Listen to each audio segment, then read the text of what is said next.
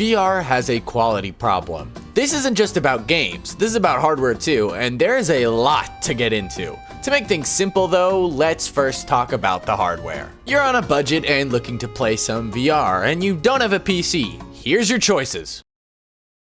That's it.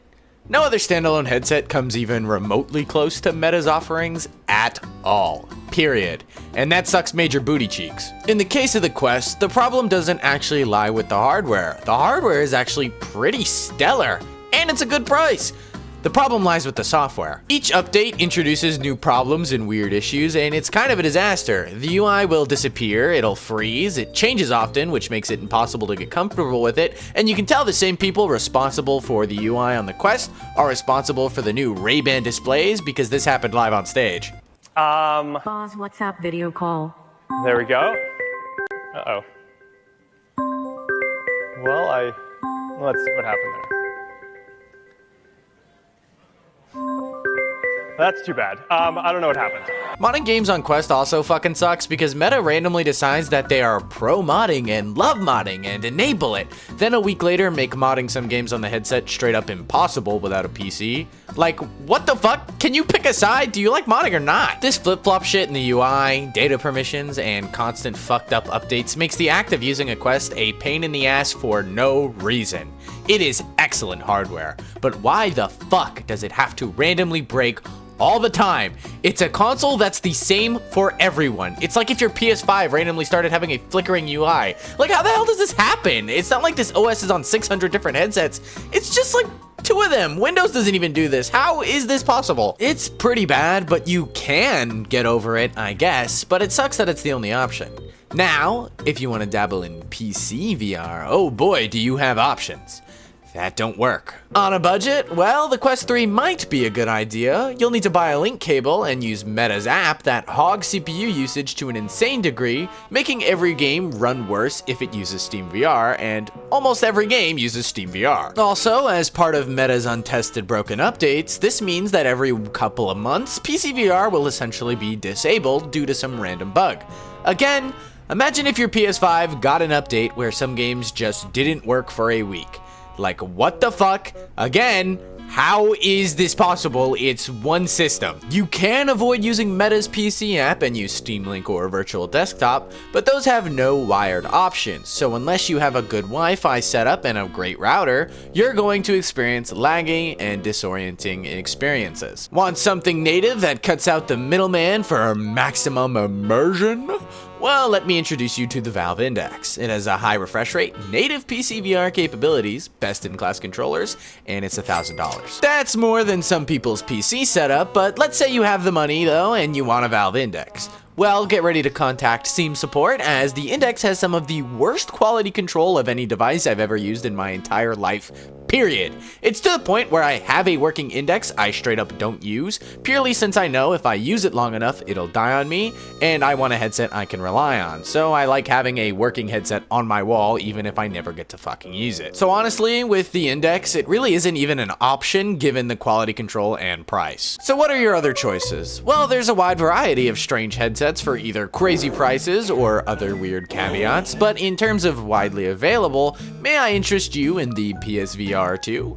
Out of the box, it won't work. You'll need a $70 adapter to go with your $500 headset, but once you set it up, it works okay. The tracking is a bit inaccurate out of the box, but fear not. By tinkering and using the PSVR 2 toolkit by Bunino Solutions, you can experience pretty good tracking, reliable hardware, eye tracking, and it's actually pretty good. Out of every headset I've ever used, and there's a lot, this is the only one I can confidently say has no notable caveats aside from price and audio, which can both be fixed via accessories. So, if you're on standalone, your options are Quest 3 with fucked up software, and that's it. And if you're on PC, your fully working options are the PSVR 2, except not the PSVR 2 out of the box, you actually need to mod it, and that's also it. Sounds lovely, right? Great, so pick your favorite piece of shit and strap in, because now it's time to experience some VR gaming. There are some great VR titles: Boneworks, Half-Life Alyx, Beat Saber, Walking Dead Saints and Sinners, Batman Arkham Shadow. The list goes on, but there's a problem here. VR does have a lot of really stellar exclusives, but if you've been in the space for a while, you've probably played most, if not all of these. The newest game on that list I just gave you was Batman Arkham Shadow, which released over a year ago now. A big problem right now is a lack of VR titles. We usually only get 2 or 3 heavy hitters a year, which is not a lot at all. This year, our list consists of Batman, Deadpool, and an update for Bone Lab that literally added nothing in terms of content. And that's mostly about it in terms of heavy hitters. There are plenty of smaller, really good games like Metro Awakening or Dungeons of Eternity, but in terms of big major releases, there just aren't that many. So what am I trying to say? VR sucks, don't buy it? No, actually, this is weirdly enough to say the exact opposite.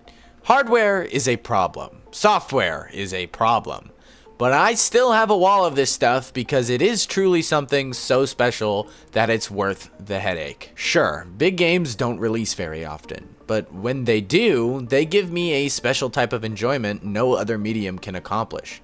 Batman Arkham Shadow is unironically one of my favorite games of all time, and I do believe a big part of that is the VR aspect being utilized in a way to enhance the experience in such a dramatic way. I've been through hell with hardware problems, but when I get a headset working and get to have a good time with my friends, all of it melts away as I'm immersed and enthralled in my experiences. It pisses me off dealing with index stick drift. It's annoying dealing with QuestLink dying and breaking every update, and it pisses my friends off too. Here's Swipes talking about MetaQuest. If I wanted to play a VR game, but actually not play it at all, and have trouble even connecting, and it ran like shit, and it was super compressed, and the FPS somehow got cut in half because of the performance loss somehow, I actually probably my number one option would be QuestLink. Yep. It's actually gotten so bad that pretty much everyone I know has switched to a PSVR 2 due to the nature of it just working. But we were willing to go through the hell of these other headsets because playing regular games just cannot capture the experience a VR headset does. VR is something special. It has a lot of issues, which usually these types of problems are the instant death of products like this. But VR is so special that even though it can be a real bitch sometimes, we all stick beside it in hopes of a better future. Consumers are not typically willing to put up with shit like that. So this says a lot about the medium. One of the most popular VR games is literally just talking to people, using the medium. VR is so cool that just using it to talk to people is an insanely popular use case. And I guess grooming kids, but I hope that's not the majority of people. VR is truly something special, and if new hardware and games come out in the future that improve upon the experience, and that will happen, VR would be perfect. But even now, with all the hell it takes to enjoy, it's still crazy worth it, and I'd highly recommend you give it a try if you haven't. It's seriously an experience like no other. Just be mindful and ready for some bullshit. Thank you so much for watching this video. You can get 10% off the entire MetaQuest store using the link in the description. Don't worry, none of my videos are sponsored by Meta or anything like that. All of my opinions are my own, but using the code is a good way to give me a little kickback and the best way to support the channel. If you enjoyed this video, feel free to check out my last one where we talk about somebody who cheated in Bone Lab Fusion and made the experience a bit of a nightmare. Again, thank you so much for watching this video, and I will catch you in the next one. Fat bitches. Bye-bye.